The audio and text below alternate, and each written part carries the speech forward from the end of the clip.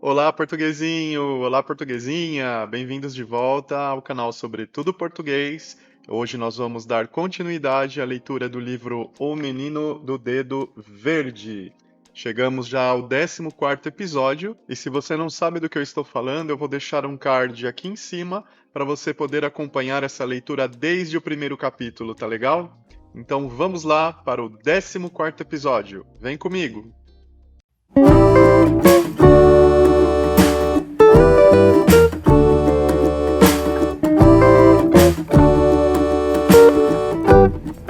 Décimo quarto, no qual Tisto, a propósito da guerra, faz-se a si próprio novas perguntas.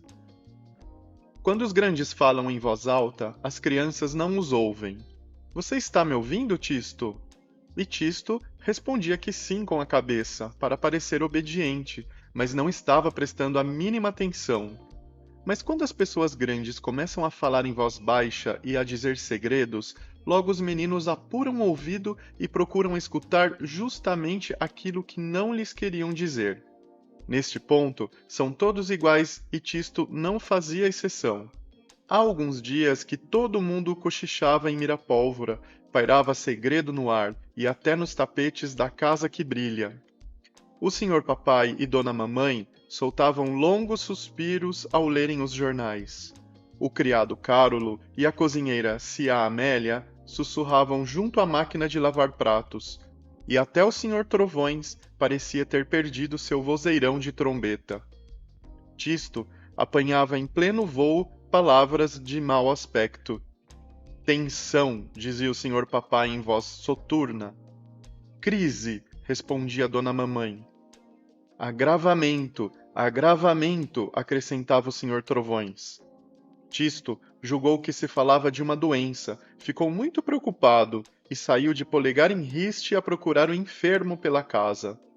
Uma volta pelo jardim mostrou-lhe que se enganara. Bigode estava em forma, os puros sangues cavalgavam pela relva. Ginástico vendia saúde. Mas, no dia seguinte, uma outra palavra estava em todas as bocas. Guerra. Era inevitável, constatava o senhor papai. Guerra. Pobre humanidade, lamentava Dona Mamãe, balançando a cabeça tristemente. Guerra. Mais uma, frisava o senhor Trovões. Resta saber quem vai ganhar. Guerra. Que desgraça. Quando é que isto vai acabar? Gemia-se a Amélia, quase chorando. Guerre, outra vez, repetia o criado Cárulo que tinha, vocês já sabem, um leve sotaque estrangeiro. Como só se falava em voz baixa, Tisto entendeu que a guerra devia ser uma coisa feia, uma doença de gente grande, pior que a embriaguez, mais cruel que a miséria e mais perigosa que o crime.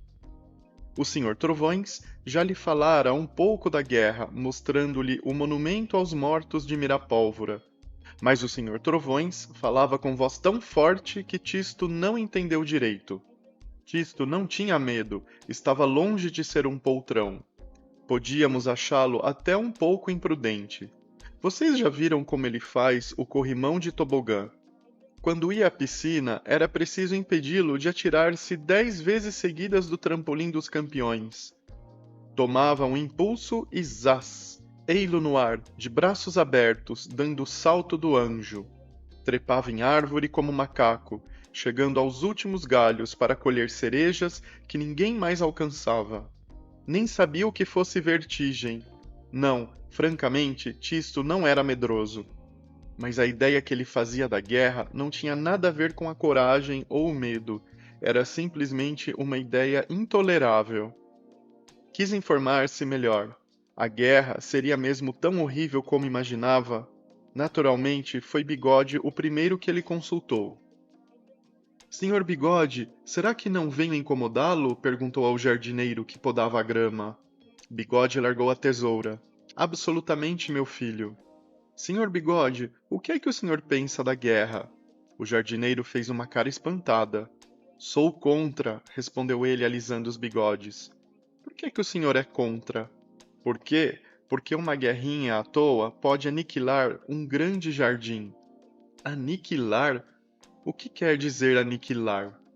Quer dizer destruir, suprimir, reduzir a pó. Será possível? E o senhor já viu, prosseguiu Tisto, já viu com seus olhos jardins aniquilados pela guerra? Ele mal podia acreditar, mas o jardineiro não estava brincando. Tinha abaixado a cabeça, franzindo as sobrancelhas e retorcia o bigode entre os dedos. Antes não tivesse visto, respondeu ele. Vi morrer em 2 minutos um jardim repleto de flores. Vi estufas saltarem em estilhaços de cristal, e tantas bombas semeadas pelo jardim que já ninguém ousaria cultivá-lo. Até a terra estava morta. Tisto sentia um nó na garganta. E de quem era esse jardim? Perguntou ele. Era meu, respondeu o bigode, dando-lhe as costas para esconder o seu sofrimento e retomar a tesoura. Tisto ficou um instante calado. Estava pensando. Procurou imaginar o jardim em torno dele, destruído como de bigode, com as estufas em estilhaços e a terra interditada para as flores. Lágrimas vieram-lhe aos olhos. Pois eu vou contar isso a todo mundo, exclamou ele.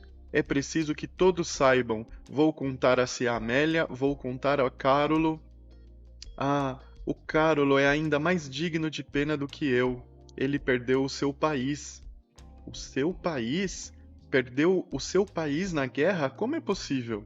Sim, foi isso mesmo. Seu país desapareceu por completo. Nunca mais o encontrou. Por isso é que ele está aqui.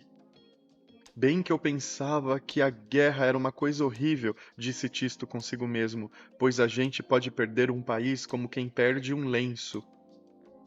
E há uma coisa pior ainda, acrescentou Bigode. Você falou na Amélia, a cozinheira.